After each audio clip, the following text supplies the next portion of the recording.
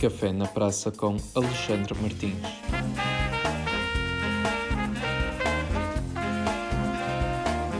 Olá, sejam bem-vindos a mais um Café na Praça. Esta semana tenho comigo Alexandre Martins, às vezes ator, outras vezes professor. Vou tentar perceber muito bem como é que ele se identifica agora. Está na moda uma pessoa se identificar, não é? Com pronomes e superlativos, essas coisas todas. Alex, muito obrigado por teres aceitado o convite para este Café na Praça. Tu que és um amante de café, eh, Sou. irei providenciar-te uma chávena, brevemente, com café lá Que dentro bom. para beberes. Ótimo. Ao menos isso, sim, ao menos isso. Al- Obrigado, obrigado por perceberes. Obrigado. Alex, E sim, sou um amante Alexandre, de café. Diz, hã? diz. E sou um amante de café muito. Aliás, Mas tanto sabes sou que que isso é irrelevante, porque no fundo é só uma desculpa, porque é das coisas que mais gosto no café é que a malta vai ao café, reúne-se no café, junta-se no café, mas tomar café. pois, eu percebo o que tu estás a dizer, mas eu sou mesmo amante de café. Aliás, eu tenho um aviso do meu médico que eu não posso abusar do café, sabes? E então, porque eu gosto de começar a minha manhã tranquilíssimo a ler as notícias e a beber uma boa taça de café feito daquela aquela cafeteira italiana, estás a ver? Eu que adoro aquele café, E pá, e bebes sabe-me logo tão uma bem. inteira? Quase, quase. Das pequenas, das cafeteiras pequenas, ok? Não é daquelas maiores. E adoro começar assim o dia muito tranquilamente. Aliás, eu acordo cedo, acordo quase 2 horas antes de ter que sair de casa, que é para fazer as coisas todas com calma e saborear o meu café. E fazes-te muito. Portanto, a parte mais social, eu percebo-te, sim e tal, mas o meu cafezinho matinal na minha cafeteira italiana tem que existir. Olha, mas tu não és diferente dos outros, por isso, em criança, o que é que gostarias de ser quando fosse assim mais adulto do que és agora? Eu quando era miúdo, eu tinha uma coisa muito virada para as máquinas, ainda tenho. Ou seja, aviões, barcos e comboios. Sempre foi a minha cena, se assim podemos dizer. Portanto, o meu pai tinha muitas vezes, ele trabalhava nos caminhos de ferro, em Angola, que eu nasci em Angola, apesar de ser português, nasci em Angola. Depois chamaram-me vários nomes quando eu vim para Portugal, retornado, português de segunda e outras coisas que tal. Felizmente eu era muito pequeno e não me lembro. Portanto, mas a minha coisa sempre foi. Os meus irmãos mais velhos é que sofreram mais com isso. Eu não sofri, felizmente. E a minha mãe. Depois, esta coisa das máquinas sempre teve em mim, então sempre tive paranoia por aviões, comboios e barcos. Então sempre quis estar ligado a qualquer coisa dessas, até que descobri que tudo envolvia matemática e então eu disse, acho que não é para mim. Sayonara, gosto muito de vocês, de aviões, barcos e comboios, mas vou ali fazer outra coisa e já venho. E fui, e fui. E depois fazer o quê? Ora bem, Espera por aí, incrível que espera aí, pareça, espera aí, espera aí. Antes diz. de fazer o quê, diz-me uma coisa. Tu vieste de Angola diretamente para Viena? Vim de Angola diretamente para Viana porque a madrasta da minha mãe ainda estava viva na altura, em 75. Eu cheguei a outubro de 75 a Viana do Castelo, num dia de chuva, lembro-me, era bebé, tinha 4 anos, mas lembro perfeitamente, tenho imagens gravadas de sair da estação de Viana do Castelo, escuro como breu, foi o último comboio da noite, disse, pá, meia-noite e tal, e lembro-me depois de andar pelas ruas, todos muito juntinhos, cheios de medo, outubro, estás a ver, inverno, Viana do Castelo, em 75, e ir ter à casa da minha avó, que era junto à escola de Monserrate. Por isso, quando eu cresci, eu tinha 3 escolas perto da minha casa. Tinha a primária de Monserrate, tinha a preparatória, que é a Pedro Barbosa, mas não no sítio que está agora, a Pedro Barbosa, e depois tinha a escola de Monserrate. Portanto, eu entrava sempre ao segundo toque. Que é ótimo, que é ótimo. Eu acordava e ia direto. Naqueles tempos que eu gostava de dormir, agora já durmo pouco. Isto de ser cota, pá. Como é que foi crescer em Viena na década de 80? Opa, lá está. Eu acho que toda a gente que tem mais ou menos a minha idade, 50 e tais, tenho esse saudosismo e essa nostalgia pelos anos 80, porque toda a gente acha que os anos 80 foram os melhores. As melhores músicas, melhor cinema, Regresso ao Futuro, anos 80, quase 90, estás a ver? E foi muito engraçado porque nós somos de uma geração que já vivemos mais em liberdade, não é? Anos 80, apesar de estar cá a Troika, em 82, acho eu, se não me engano, de eu ter muito pouco queijo no frigorífico. Quando a minha mãe comprava queijo era uma festa lá em casa, sobretudo da minha parte, eu sou fãzíssimo de café e de queijo. E os anos 80 foi espetacular porque é quando descobrimos tudo, não é? Repara, eu em 86 começo a namorar, começa a descobrir esse mundo fantástico da música, e é exatamente ali em 88, 89 que começa a fazer rádio, na Rádio Alto Minho. Então estás a ver, foi mesmo assim uma coisa espetacular que me marcou imenso. E Eu depois não tinha, quero, eu não tinha quero um estar grupo de amigos. a ser, a querer parecer injusto para a malta que cresceu comigo, mas pá, eu acho que tinha curtido à braba ter nascido na década de 70, porque foi o ano da experimentação, porque repara, os nossos pais estavam também a ver, toda a gente estava a ver, a década de 80, toda a gente estava a ver a liberdade pela primeira vez, toda a gente estava a descobrir, a saber, a experimentar, a fazer tudo, e acho que passa muito por aí, a mística que tu falaste da década de 80 em Portugal, passa muito por aí, porque toda a gente, no Passa. fundo, até 85, 86, até o final, pronto, final da década, estava tudo a experimentar, e tudo era novo, e tudo, Estava. e fazia-se, tipo, o que disseste agora da rádio, mas quem fala da rádio fala das outras coisas todas, toda a experimentação, Sim. todo o movimento associativo que havia daí, que se pensarmos bem, as associações que existem agora foram todas criadas nessa altura, foram dinamizadas nessa altura, Pronto. e os presidentes Pronto. foram eleitos nessa altura. Sim, é verdade. O que tu estás a dizer é mesmo quase de base, porque só agora é que nos estamos a perceber disto. Porque, de certa maneira, estamos a comemorar quase 50 anos do 25 de Abril de 74, certo? E eu, por acaso, também estou a fazer um podcast, vou aproveitar o teu podcast para falar do meu podcast. Agora está na moda fazer podcast. Não, é um podcast que há muito tempo que andava a querer fazer, até queria fazer em versão documentário, só que ia-me dar muito trabalho e tu sabes que em termos audiovisuais não ia ser muito fácil. Então resolvi pegar numa antiga jornalista da Rádio Alto Minho, quando a Rádio Alto Minho ainda era Direto. pirata, que é a Maria José Braga, e como ela é mais velha do que eu e tem muitos conhecimentos, eu pedi-lhe ajuda para ela encontrar 50 pessoas que falassem, que contassem 50 histórias sobre o 25 de Abril em Viana do Castelo. E por acaso está a ser espetacular, já agora o podcast chama-se Maré Alta, já está no ar, digamos assim, já está available, como é que se diz em Está português? disponível nas Disponível, X, agora. plataformas. Exatamente, Maré Alta. Só tem histórias ligadas a Viana do Castelo ou ao distrito, quando muito, ou pessoas que não nasceram em Viana, mas que estão agora em Viana, e tem histórias fantásticas. Viana do Castelo foi um hub, um cluster, pá, de coisas fantásticas durante aquele tempo. Tem histórias maravilhosas só de Viana.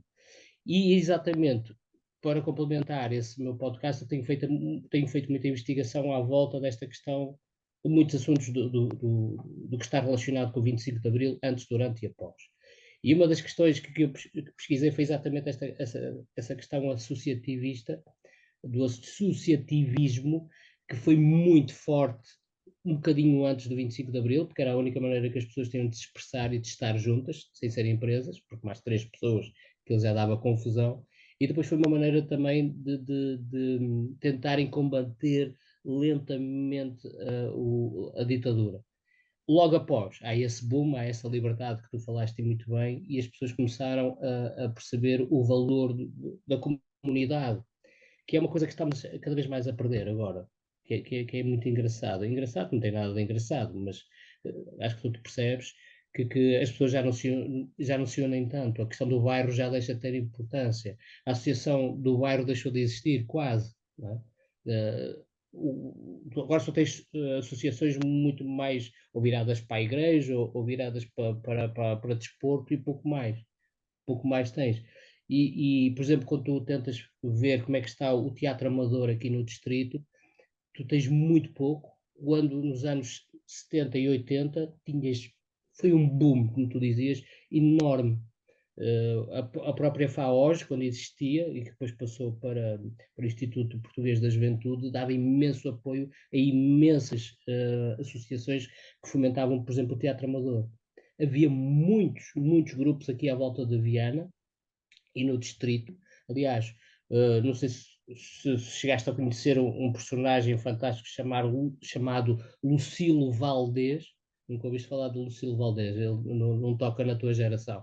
Pois, toca na minha, toca bastante na minha, porque ele trabalhava na FAOJ e depois passou para o Inatel e ele andava de mota até Paredes de Coura, até Monção de mota, anos 70 e 80, Amel? a dar apoio aos grupos. Acho que era Famel, se não me engano. Se não me engano, era mesmo Famel. Chegava ao destino. Pá, exatamente, exatamente. E ele deu muito apoio a teatros amadores e as pessoas tinham muita vontade. Hoje em dia já não têm essa vontade. Por exemplo, eu estive um bocado ligado ao teatro amador de Lanheses, tentar dinamizar, porque Lanheses tinha um teatro amador muito forte. Pá, eu Estás a falar de que cheguei quando era altura? miúdo aí. 80? 90? Sim, não, ali 79, 81, eu cheguei a ir a Lanheses ver na Casa do Povo pá, grandes peças. Casas do Povo de Lanheses. E depois tinhas o Teatro Pataca em Viana do Castelo, no ex-BC9, que eles criaram lá uma sala espetacular. Eu vi muito teatro infantil no ex-BC9, que agora, pronto, deixou de ser ali o cluster, o hub das associações, e isso desapareceu em Viana. Tu lembras do BC9 cheio de Não. associações? Não. Mas eu sempre tive uma ligada. Sabes que a minha dela era um bocado é um bocado à parte, não é? Não nos É vamos muito longe. mostrar com. Mas olha, estávamos a saltar para trás, para trás, para a frente, mas no fundo, Pá, eh, desculpa, eu sou não, assim. não, não. Estamos no café, isto, a coisa vai para a frente e vai para trás, não é? Eh, tu, pá, tu és um faz-tudo. Já te vi fazer mil e umas coisas, por isso, pá, resume em 2 minutos o que é que tu andaste para aí fazer, que é para depois eu pegar numa para irmos daí para a frente, saber de que vamos para o teatro. Mas já és o homem dos sete ofícios, ou dos oito, pronto. Tu estudaste em Não, nem Monserrate sei. depois, Estudo em Monserrate e depois a minha mãe queria que eu fosse estudar superiormente, para seres só um que eu homem. estava tão para ser um homem, exatamente, e depois casar, ter um carro e filhos e ficar assim a vida toda. Mas acontece que o bichinho da rádio contaminou-me bastante. Uhum. Houve ali uma fase da minha vida que eu trabalhei mais intensamente na Rádio Alto quando ela já era legalizada, e fiquei lá até ir para a tropa em 92. 91, aliás. Eu vou para a tropa em 91 e saio em 92. Quando saio em 92, eu andava ali meio perdido sobre o que é que queria fazer, se queria ir estudar agora, finalmente, porque eu dizia, não mãe, eu vou estudar depois da tropa. E ela sempre a dizer, não, estuda antes da tropa, que depois quando fores para a tropa vais já com umas coisinhas aqui, aquelas coisas que tu sabes. E na altura era obrigatório ir à tropa, agora não é. E quando Não estiveste sei na se os tropa, tiveste pena de não ter ouvido a tua mãe? tive mais um. Mais um que sente triste de não ter ouvido a mãe, porque a mãe tinha razão, tinha imensa razão.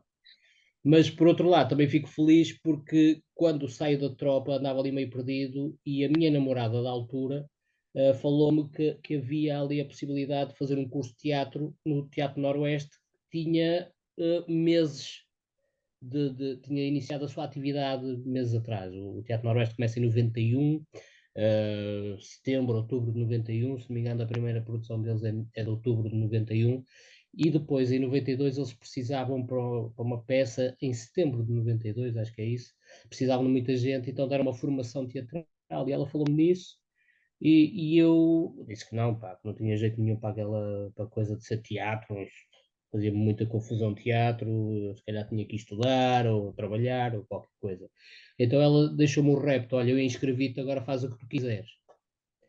E eu fiquei a batutar aquilo e como não queria, pá, perder o carinho e a atenção da minha namorada de então, resolvi, ir a essa primeira aula para ver como é que era. E fiquei. E fiquei de tal maneira que depois consegui fazer uma espécie de estágio quando acabou essa espécie de curso e fui ficando até que de repente há a possibilidade de dar aulas de expressão dramática na altura em que a expressão dramática entra na escola pública como disciplina de Técnica opção. do secundário, OED. OED, exatamente, Oficina de Expressão Dramática, exatamente. E foi isso que eu fui fazer para ocupar o lugar de um colega meu que não pôde. O convite foi feito a ele, só que ele não podia. Então ele falou comigo, eu fui ao liceu e fui falar com uma pessoa que tu acho que conheces muito bem, que é a Maria José Guerreiro, Uhum. professora lá, que estava na altura na direção e que me conhecia de vista e disse: Ah, sim senhora, perfeitamente, venha para aqui dar aulas. E comecei a dar aulas da OED, com o 12º. Fazia teatro. Acho que não tarda No muito para centro. voltarmos a ter essa realidade. Uh, eu acho que já estamos a ter, mas pronto, acho que já estamos a ter. Mas, opá, vicissitudes, e acho que parece que isto parece uma coisa É um sempre ciclo. fechada, o círculo, não é? E está sempre fechado. E acho que não aprendemos nada com isso. E depois, a dado momento da minha vida, senti que tinha necessidade de ter uns estudos académicos. Opá, estava-me a sentir, sentia-me mal na sala dos professores. De repente, tens ali pessoas que estudaram anos e anos para ser professor, e aqui o rapaz a dar expressão dramática com o 12º e experiência de palco. Senti mal e então decidi candidatar-me a entrar no conservatório, ainda era conservatório na altura em Lisboa, agora já não é porque está afeto ao IPL, ao Politécnico de Lisboa, e aquilo era no bairro Alto, então fui lá fazer provas e não entrei por umas décimas. Não entrei por umas décimas, tive uma depressão enorme, estou a brincar. Fiquei muito chateado só, fiquei muito mal ali durante uns dias e a minha querida mamã, não é? Como todas as mamães, disse: Olha, ela era muito religiosa e disse-me: quando Deus fecha uma porta, abre uma janela. E foi muito engraçado porque aconteceu mesmo isso. De repente abriu-se a possibilidade de eu poder ir trabalhar para o Alentejo. Eu já estou a avançar aqui há alguns anos, só para Sim, teres sim, sim. ideia. Também não é para ser exaustivo. Calma. Não, consegui ir trabalhar para o Alentejo com um encenador inglês que fazia teatro na rua. Então eu estive em Vila Nova de Mil Fontes durante um ano a trabalhar com ele, a fazer teatro na rua, e foi aí que eu cresci imenso como ator. Ele puxou imenso por mim, e teatro na rua não é fácil, porque não é teatro de rua, é teatro na rua. Não sei se consegues perceber a diferença, porque o teatro de rua geralmente não tem muito diálogo, é mais físico, e o teatro na rua é realmente fazer uma peça normalíssima, mas na rua, em que tínhamos que montar o palco, tínhamos que montar a plateia, tudo, e andar pelo Alentejo inteiro. Foi uma experiência espetacular. Quando eu volto, estive lá um ano, e quando volto outra vez para Viana, continuo a dar mais umas aulas, mas senti que estava a precisar da questão académica e decidi aos 30 anos, ir estudar cinema e estudei cinema aos 30 anos, o que foi ótimo. Eu só entrei aos 32 porque tive que preparar-me, porque eu já não contava com os meus pais para me pagarem o curso, então tive que ir para Lisboa um ano antes, trabalhar, arranjar um emprego, trabalhar, para ter condições económicas, e só aos 32 é que comecei a estudar cinema na Escola Superior de Teatro e Cinema, na Amadora, que é esse sítio belíssimo. Pronto, estás a ver? E a partir daí, pronto, depois saí. O teatro voltou a entrar na minha vida depois Mas de voltaste ter para cima estado depois? 13 anos. Eu volto para cima, exatamente, porque eu não queria estar em Lisboa. Ok. Lisboa, aquilo era muito, muito Não é agressivo. para ti. Pronto. Quer... Hoje nem toda a gente tem que estar em Lisboa, não é? Não, não, eu não tinha, não tinha mesmo necessidade de estar em Lisboa. Eu preferia estar aqui neste cantinho e tentar fazer qualquer coisa e fazer crescer Mas foi qualquer nessa coisa aqui em altura que Viana do foi a tua Castelo. grande entrada nos Lobos? Não, os lobos Os Lobos é ali numa fase que eu estava cá no Teatro Noroeste, e a dar aulas. Os Lobos. E o que tu foste buscar, rapaz? Sabes o que é Os que eu me Lobos. lembro Olha, dos ainda Lobos?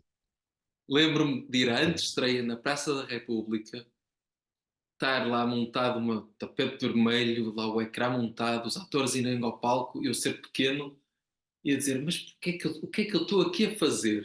Isto vai como amanhã dar na televisão, para que é que estamos aqui ao frio a ver isto? Olha, nem me lembro disso. Acho que nem foi a isso sequer.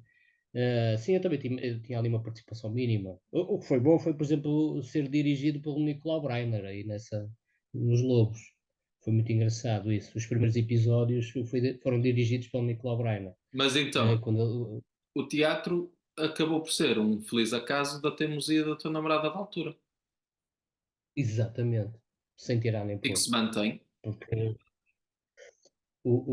e que se mantém, exatamente. Tens procurado Mantém-se de tal ultimamente maneira. trabalhar mais a nível amador, não é? O tal teatro que tu dizes que antigamente havia muito e agora nem tanto. Eu gostava de trabalhar mais a nível amador, mas o problema é meu.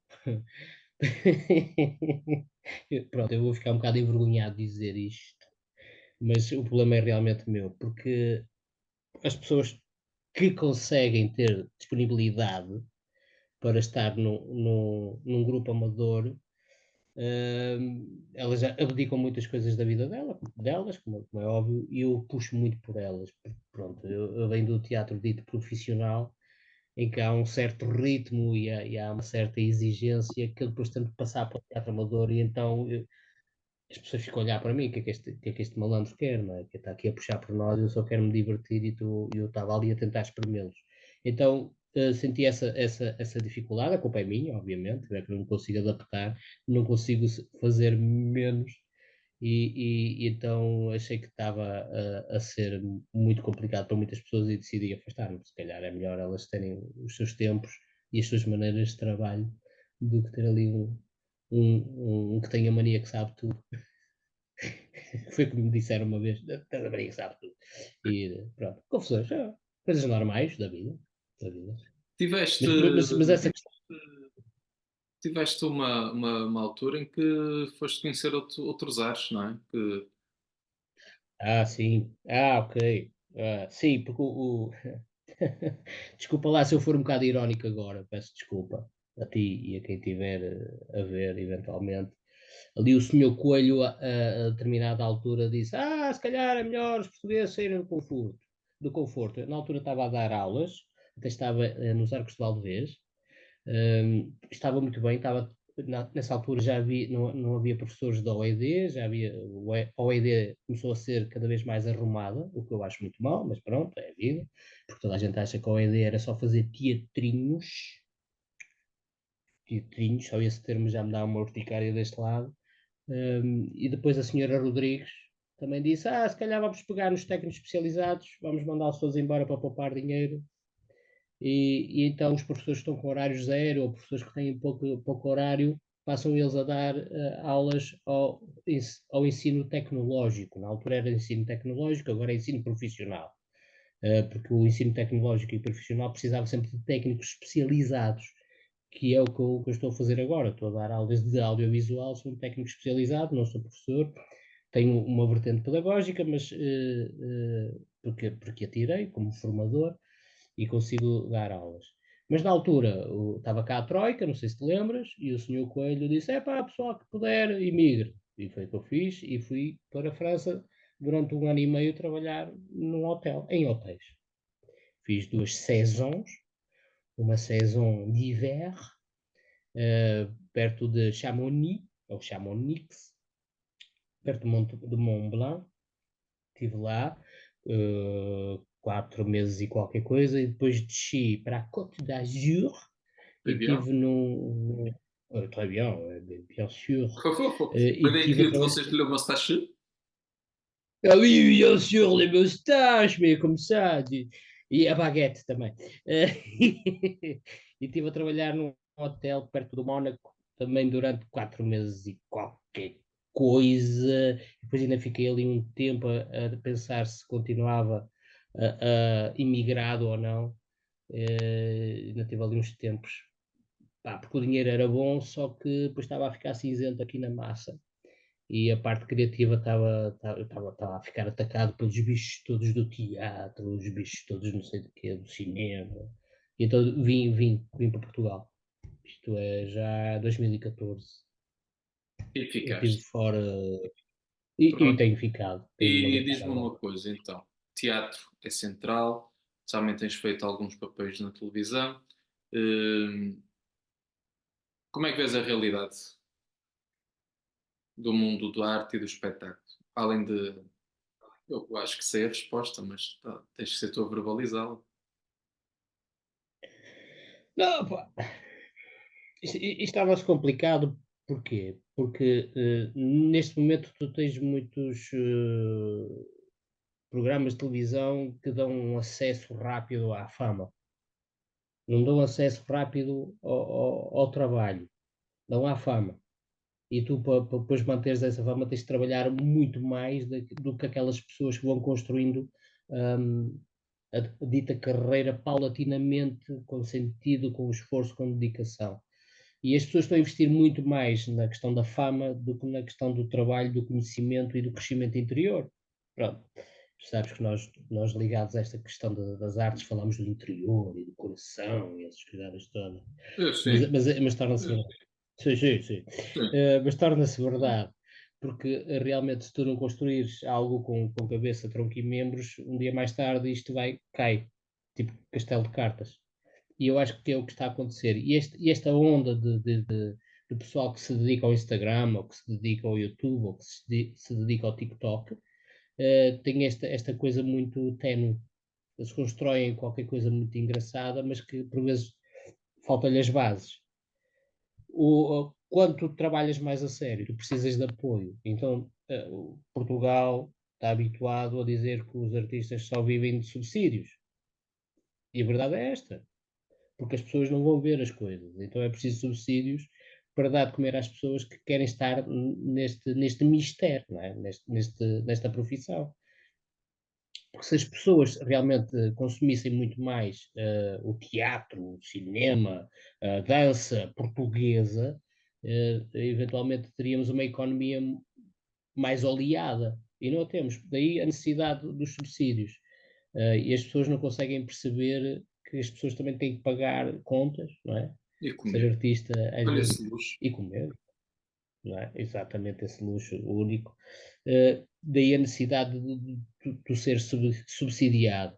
Que depois há pessoas e estruturas que utilizam mal os subsídios, já é outra história. Não é?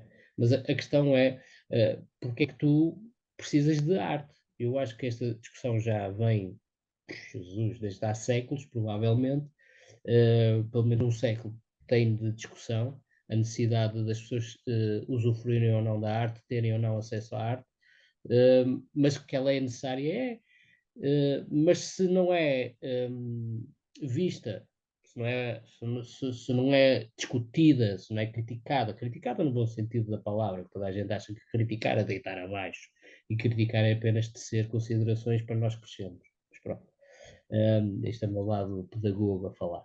Uh, a questão é que tu precisas mesmo de um apoio estatal para que os atores possam sobreviver, porque nem todos Não podem ser as estão em empresas a Lisboa. fazer isso? Mais do que as empresas, eu acho que devem ser as câmaras municipais. Eu acho que o Estado devia passar esse bolo que tem, de 4 em 4 O anos, de Ministério 2 da em 2 Cultura anos, passar a ser a variação da cultura. completamente. Esta é um pouco a minha experiência. Porquê? Porque as câmaras municipais estão inseridas no meio e sabem as necessidades e sabem o que é possível fazer e sabem como é que é possível fazer e sabem quem é que pode fazer do que estar, por exemplo, eu dou um exemplo, eu vou ser muito descarado. Eu peço desculpa se afetar alguém, mas a realidade é esta. Do que ter, por exemplo, agora está a mudar ligeiramente, mas tens o Diogo Bernardes, em Ponte Lima, que teve um programador que só trazia coisas do Porto e de Lisboa, muito mais de Lisboa até do que do Porto.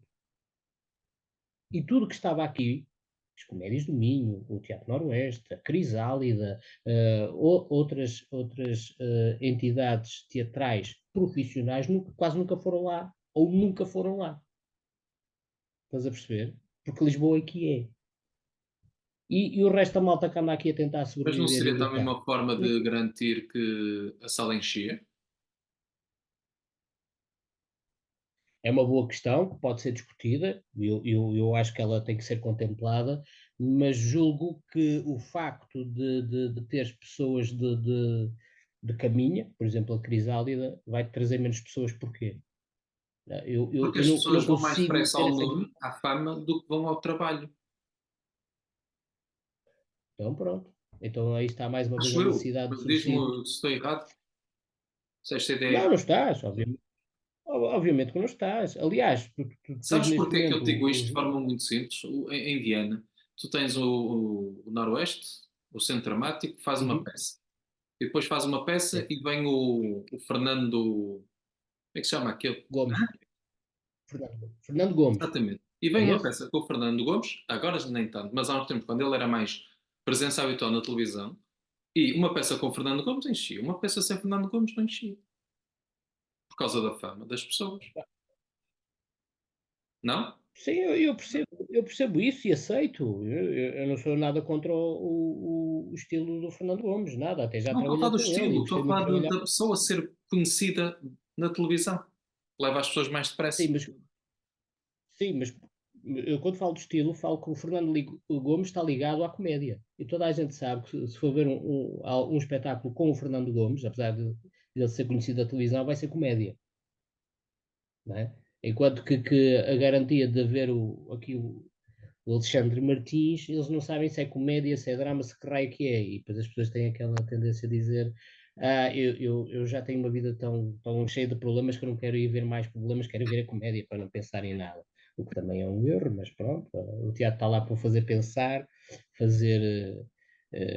Puxar por questões que às vezes são bem complicadas, o teatro serve para isso, tal como o cinema, não é? O cinema não são só explosões e os Avengers, Efeitos não é? especiais. Ou e Velocidades Furiosas. Há coisas bem mais interessantes e que nos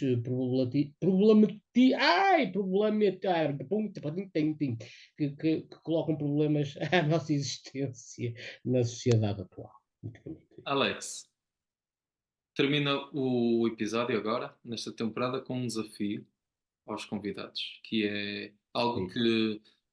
que tirei de um livro que li do Agualusa, que é: se tivesses de passar o resto da tua vida preso a um dia, que dia seria esse? Puxa, rapaz. Essa é complicadíssima. Isso faz lembrar aquele filme do Groundhog Day, não é? Que ele está sempre a acordar. Sim, é um grande filme. Que não teve muito sucesso nos anos 90, mas depois agora é tido como um filme de culto que ele acorda todos os dias a acontecer a mesma coisa. Está sempre preso naquele dia. Uhum. Groundhog Day. Mas tanto podes Eh, ver isto pelo lado bom como pelo lado mau, atenção. não, não, mas eu vejo sempre o lado bom. Porque é que eu tenho que estar sempre a olhar para o copo meio vazio? Eu gosto de olhar para ele meio cheio, não é? De café? Eh, sou muito- ou café, exatamente. De repente, quando falas nisso, Água Lusa, ele é angolano. Eu gostei muito do mês que passei em Angola. Já fui Não tens que duas ir à vezes a Lusa por Angola. ser angolano, caramba. Se...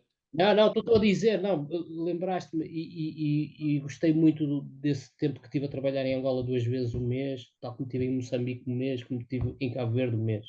E acho que ficava num desses dias em que fui muito feliz a trabalhar em Angola, ou Moçambique, ou Cabo Verde. Eu gostei muito de Moçambique. Adorei Moçambique e adorei conhecer o Índico, que era o meu sonho, conhecer o Oceano Índico. Portanto, acho que ficava num desses dias em que, olha, a minha ida à ilha de Moçambique, adorei esse dia. Foi mesmo no fim já da minha viagem de trabalho e adorei estar no Índico, na ilha de Moçambique, completamente deserto, andar de barco, que se falou com um pescador, meteu-se umas cervejas no barco e andámos ali à volta, naquela água quente, ficava aí. E não há melhor forma de terminarmos este episódio. Alex, obrigado por esta conversa. Eu que agradeço. Agradeço imenso, Zé. E quanto a si, espero volto para a semana com mais um convidado e mais um café na praça.